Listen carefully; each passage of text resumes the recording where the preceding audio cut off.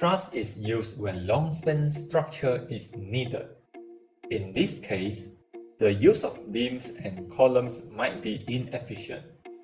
In comparison, truss is lighter than frame. Truss members are strategically positioned. Hence, the use of materials is more efficient. One major drawback from the use of truss is high fabrication costs. This is given by the care and effort required to make reliable connection for all members. Common applications of truss are roof and bridge. Take this bridge as an example. Loadings from deck are supported by the following components: stringers, floor beams, and truss. They are first transferred to stringers and from stringers to floor beams. These floor beams then transfer the load to the joists of supporting trusses.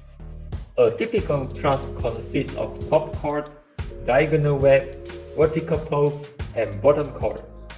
Truss is usually loaded at joints rather than on members. This prevents shear force and bending moment to develop in the members. Bear in mind, truss members do have self-weight, but it becomes insignificant compared to the load they need to resist. During design stage, truss joint is idealized as smooth pit. In this way, joint does not have rigidity and it will not carry moment. As a result, only axial force is developed in members in the form of either tension or compression. Tension force always acting away from joint, while compression always acting towards it. These member forces can be resolved into X and Y components during analysis.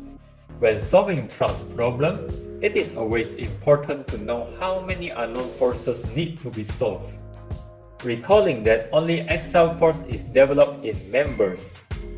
Therefore, each member contributes an unknown force to our problem.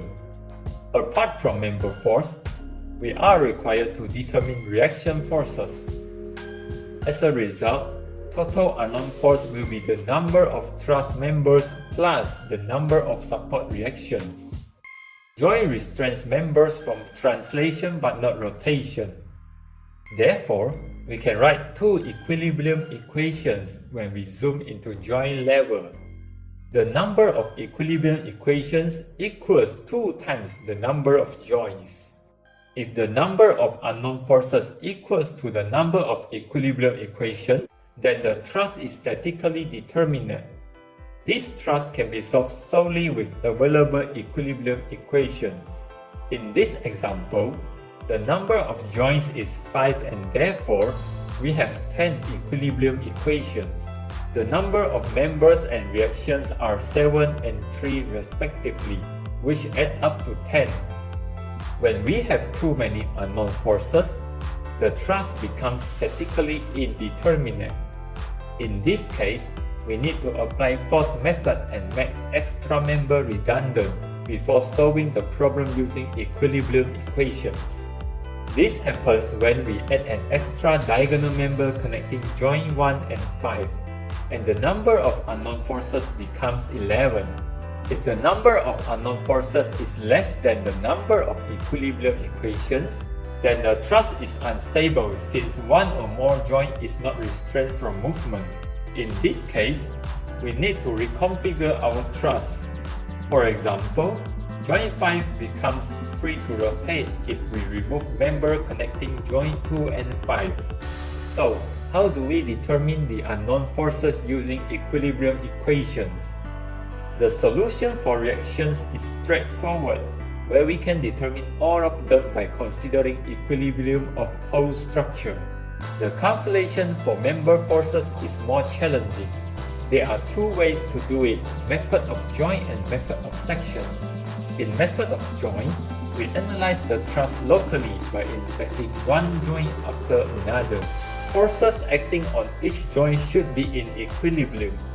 Since we have only two equilibrium equations for one joint, the method of joint becomes infeasible if there are more than two unknown forces acting on the selected joint. In method of section, analysis begins by cutting a hypothetical section through the truss and divide it into two parts. The external forces and internal forces of the cut members should be in equilibrium, regardless the part we inspect. Unlike method of joint, three equilibrium equations are available as we are analyzing the truss structure globally. During truss analysis, we always assume the unknown member force to be tension. In future videos, we will demonstrate how to solve truss problem using method of joint and method of section. Thank you for watching. If you find this video helpful, please share it with your friends. We'll see you guys soon. Goodbye.